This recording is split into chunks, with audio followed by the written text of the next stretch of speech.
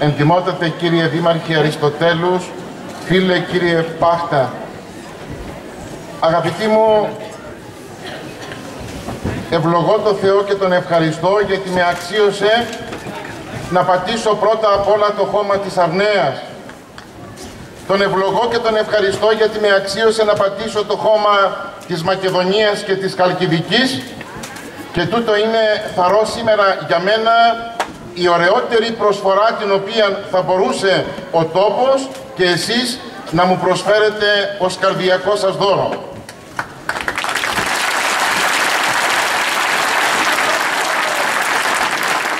Ξέρετε κύριε Δήμαρχε, είπα φίλε κύριε Δήμαρχε γιατί γνωστή η κουλτούρα σας και γνωστή η αγάπη σας για τον μακαριστό προκατοχό μου, αλλά και τα λόγια σας για μένα είναι γνωστά και έφτασαν μέχρι την Τρίπολη πριν ακόμα να φτάσω εδώ σήμερα ετούτη την ημέρα. Όταν εξελέγην εγώ ανάξιος ως επίσκοπος και μητροπολίτης της Ιεράς Ταύτης Μητροπόλεως, το πρώτο που μου είπε ο λαός που σας γνώριζε, εσάς που είστε από εδώ, οι ντόπιοι, έχεις να κάνεις με ένα λαό ευλογημένο, με ένα λαό χαρούμενο, με ένα λαό με άλλη ποιότητα. Ήμουν ακουμπωμένος βέβαια γιατί αφενός μεν πίστευα το γεγονός ότι αληθές είναι εκείνο που μου λέγουν, αλλά δεν είχα βάλει και την χείρα μου επί των τύπων των ύλων. Βλέπω εδώ σήμερα να έχετε στρώσει τα χαλιά σας. Βλέπω να έχετε στρώσει τις καρδιές σας και επιπλέον μια άλλη βαϊφόρο βλέπω ικανή να υποδεχθεί τον δεσπότη σας. Να υποδεχθεί την Εκκλησία, όχι το πρόσωπο του δεσπότη, όχι το πρόσωπο του επισκόπου, την Εκκλησία. Σας ευχαριστώ από την καρδιά μου. Βλέπω ότι στρώσατε ό,τι ωραιότερο είχατε. Ευλογημένοι να είστε. Να λοιπόν, που η φήμη σας που προέπλεξε και έφτασε μέχρι το Μοριά, ότι ήταν αληθινή. Και παρακαλώ, μέχρι την ημέρα εκείνη τη φοβερή που θα απέλθω από αυτόν τον κόσμο, να μπορεί να είμαι υπερήφανος για τούτο τον λαό και να θυμάμαι άλλη ποιότητα, άλλοι άνθρωποι με ανοιχτές καρδιές, Μακεδόνες, αλλά και άνθρωποι από τη Χαλκιδική, με ιστορία, με περιεχόμενο, με πνευματικότητα, αρωματισμένοι. Από την αρμύρα μεν της θάλασσας και του βουνού το αέρι, αλλά και από την άλλη τη μεριά από το λιβάνι του Αγίου Όρους, όπως είπε και ο εκλεκτός φίλος κύριος Δήμαρχος. Ώστε λοιπόν το ένα έρχομαι να το επαληθεύσω. Το δεύτερο κύριε Δήμαρχε, η κουλτούρα σας είναι γνωστή και όχι μονάχα στην Ελλάδα αλλά και εκτός αυτής. Γνωστή για την λεπτότητα του χαρακτήρος, γνωστή για την ευαισθησία απέναντι στην Εκκλησία, γνωστή για την προσφορά σας απέναντι στο έθνος, γνωστή για την προσφορά σας απέναντι στις εκάστοτε κυβερνήσεις που μετήχατε και επιπλέον γνωστή για την προσφορά σας στον προκατεχό μου, τον μακαριστό Νικόδημο. Γνωστή γιατί οι πάντες μου λένε του Πάχτα είναι αυτά τα οποία έρχεσαι εσύ σήμερα να καθίσεις και να αναλάβεις. Έτσι μου είπαν, έτσι θα είναι. Για να δικαιολογείτε το πρώτο, άραγε και το δεύτερο έτσι είναι. Είπατε προηγουμένως κύριε Δήμαρχε κάτι. Είπατε ότι συνυπάρχουμε Εκκλησία και Πολιτεία. Θα μου επιτρέψετε, δεν κάνω κήρυγμα, μια κουβέντα μόνο. Να θυμίσω τούτη την ώρα σε μερικούς που θέλουν και λένε θα χωρίσουμε Εκκλησία και κράτος. Τι να χωρίσουν?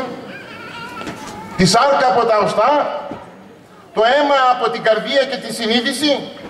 Ξεχνάνε ορισμένοι, είτε είναι ιδεολογούντες ή πολιτικολογούντες, ξεχνάνε ότι η ελευθερία αλλά και η συνείδηση αυτού του έθνους, κύριε Δήμαρχε, συνελήφθη στους ναύθηκες των ναών και των ιερών μονών.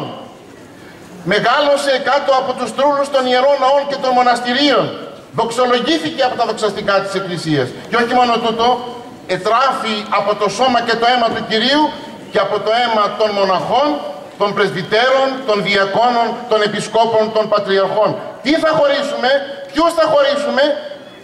Τους ανθρώπους τους οποίους εσείς υπηρετείτε, εμείς διακονούμε στην Εκκλησία. Τι να χωρίσουμε, ποιους να χωρίσουμε? Και σήμερα Αυτό ήθελα να υπογραμμίσω στην αγάπη σας ενώπιον των κυρίων Υπουργών που είναι παρόντες και των άλλων εκλεκτών δημάρχων και όλων των αρχόντων. Τι θέλει ο λαός? Όχι μονάχα συνεργασία, αλλά ταυτότητα στις σκέψεις.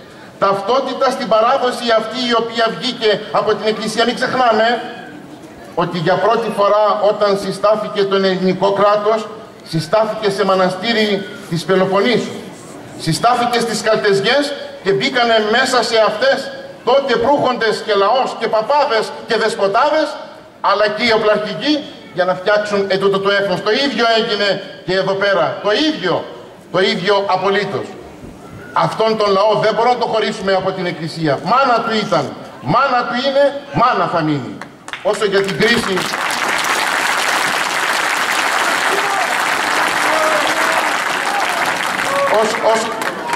Όσο για την κρίση η οποία έχει επέλθει τώρα τελευταία, έτσι είναι. Δυστυχώς, έχει επέλθει σήμερα ένας κεραυνός στα πράγματα τα ελληνικά αλλά και τα διεθνή και δημιουργεί προβλήματα. Θα ξεπεραστεί, μη φοβάστε. Και χθες τα ίδια λέγαμε στην Ελλάδα. Από τότε που συναισθήθη το ελληνικό κράτος, τα ίδια λέγαμε. Μια ζωή ολόκληρη. Θα ξεπεραστεί, είμαι βέβαιος, με τη δύναμη αυτού του λαού και με της Παναγίας την ευλογία. Μόνο. Θα ρώει τούτη την ώρα ευκαιρία να ακούσουμε γνωστός μεν ο στίχος. Αλλά να τα ακούσουμε. Του νεοέλληνα νομπελίστα ποιητή, που το έχει μάλιστα ενορχιστρώσει τόσο θαύμα ο Θοδωράκης. Με τι καρδιά, με τι πνοή, τι πόθους και τι πάθος πήραμε τη ζωή μας λάθος. Και κύριε Δήμαρχε, αλλάξαμε ζωή. Ίσως είναι ευκαιρία ετούτη τη στιγμή στο περιγιάλι το κρυφό της Ελλάδας αυτή η κρίση να αλλάξουμε τρόπο σκέψεως. Τρόπο σκέψεως και να βάλουμε πρώτα τα ιερά και μετέπειτα τα εθνικά. Θα μου πείτε γιατί έτσι τόσο σοβινιστής είσαι απέναντι εσύ ως Εκκλησία? Όχι. Και όταν δεν υπήρχε ακόμα νεοελληνικό κράτος, υπήρχε η Εκκλησία ως σφραγίδα του, ως αίμα του, ως μανδύας του. Και αυτό το βλέπω και το τιμάνε και εδώ οι Μακεδονίτες, οι Μακεδόνες και οι Χαλκιδείς και οι άνθρωποι οι οποίοι προέρχονται από τη Χαλκιδική και οι πάντες σήμερα. Και θέλουμε αυτή την ενότητα να τη στηρίξουμε. Τίποτα άλλο, κύριε Δήμαρχε, δεν είχα να πω. Σας ευγνωμονώ. Αυτό το εγκόλπιο θα το φοράω για να θυμάμαι την καρδιά του λαού που με υποδέχεται σήμερα και την καρδιά τη δική σας. Σας ευχαριστώ. Ευχαριστώ τους Αγίους Αρχιερείς, ευχαριστώ τους άρχοντες των λαό και κυρίως τον Μακαριότατο, θα τα πούμε και μέσα στον Ιερό Ναό, γιατί μου έκανε την τιμή σήμερα να είναι εδώ. Ο Θεός να σας στηρίζει, να σας ευλογεί. Ευχαριστώ για την αγάπη σας. Δεν θα ξεχάσω ποτέ την Κοσμοθάλασσα Ετούτης.